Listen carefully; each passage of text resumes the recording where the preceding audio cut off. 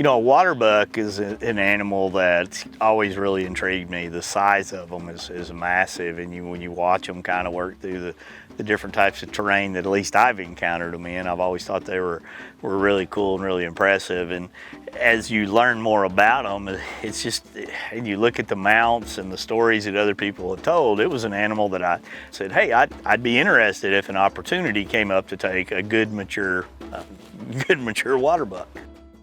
Waiting for things to get perfect on any kind of shot opportunity is always one of the biggest challenges, and that's really my biggest role in this, is trying to be patient. But the one thing I can definitely say is I can see some huge waterbuck horns off in the distance.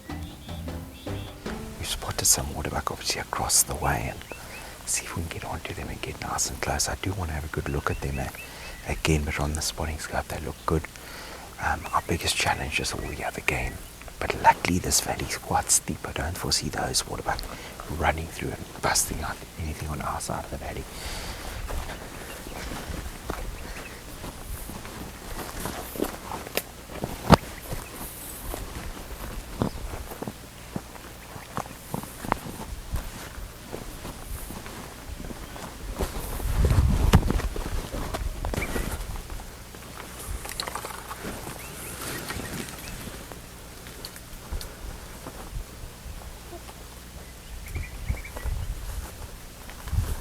I think we're low enough now, we'll have enough cover.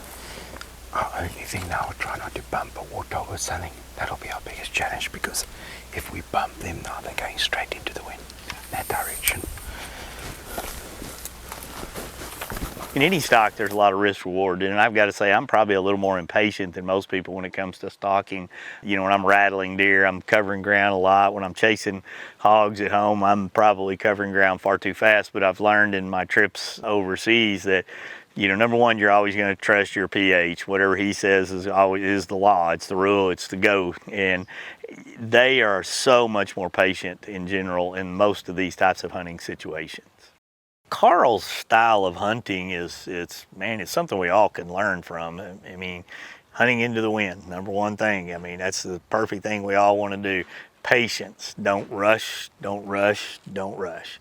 Use your natural cover, use the valleys, go out of your way to not draw attention. Try not to get picked off by other things between you and them, and get in there as quiet and calmly as you can so that you can assess the animal and take a good shot. I mean, it sounds simple, but it's not always simple.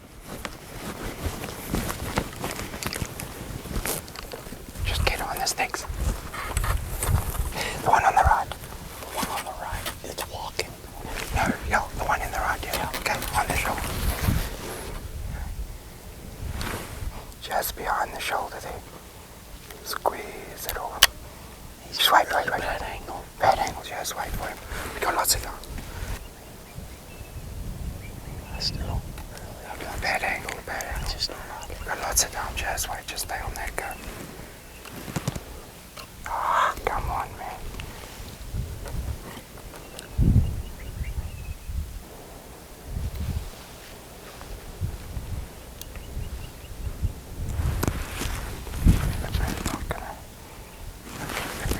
Sit down. Safety on, sit down. Just gonna wait for him to come. Yep. We're inside of 200 yards now, but your challenge is there's so many animals moving around in that area, is making sure you're shooting the right one. So you want a full good, in my opinion, you always want a full good view of any target that you're taking, and then you want to be able to put everything into that opposite shoulder at any time. It's something I talk about in our whitetail hunting a lot, and it's just now it's mostly about being patient and me not blowing the shot.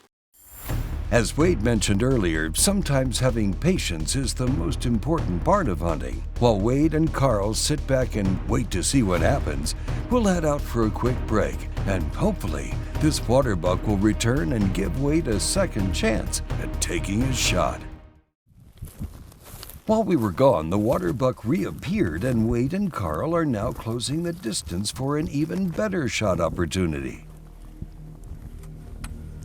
One of the other waterbuck have come back, so we just got to be careful. There are two now, but two is left. This waterbuck, I just saw one of these moving directly over these warthogs. Okay, there he is. also the left, see him shaking his head.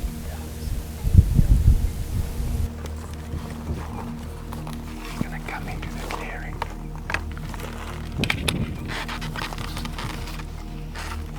Okay, so wait. You see the stone. You see this, the prominent triangle stone.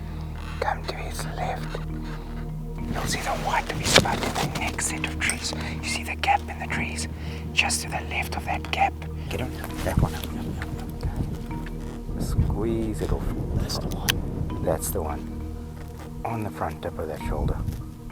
Squeeze. Perfect. I believe he's down. Let's just walk. He dropped very quickly. Let's just walk there. Okay. Just reload for me.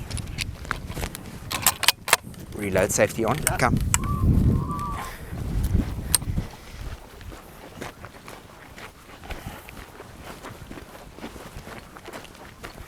If he gets up, you fire. Yep. Free hand.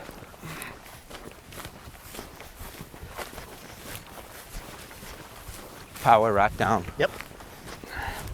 He's moving. I can see his head, but Yeah. he's down.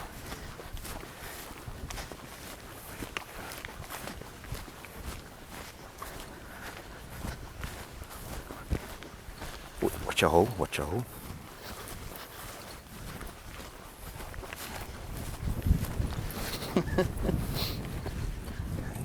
Just get on the sticks for me.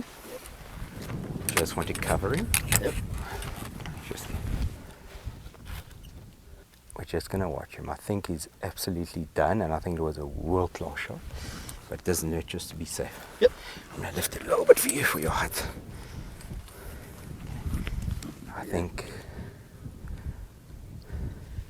I think you dropped his heart, but Good. I think the top of the heart, I think you got it. That sound and the way he dropped it Yeah. like a spine shot. Often we say it's when the heart empties out, and at that precise moment, you hit him when the pump's empty, and then they lose all compression. They actually drop like a spine shot. The sun on him is pretty. Yes, it is. Pretty. It's gorgeous watching him underneath those rocks over there feeding. You can see his And this year, horns. where you see there behind him this old rock, this is Yeah. the old crawls of the first settlers that came. Really? And this was livestock country back in the day, and today we've brought it back to wildlife. That was back when they would build these for keeping their livestock in those Correct, rocks. A lot of correct. work to do all those rocks. And we've literally kept those old ruins Oh, as I a love reminder of the past, you know. I've hunted in a lot of places where you see those in New Zealand and Kentucky and elsewhere, and I'm always in awe of the effort it took to build those and the stories behind them. Exactly.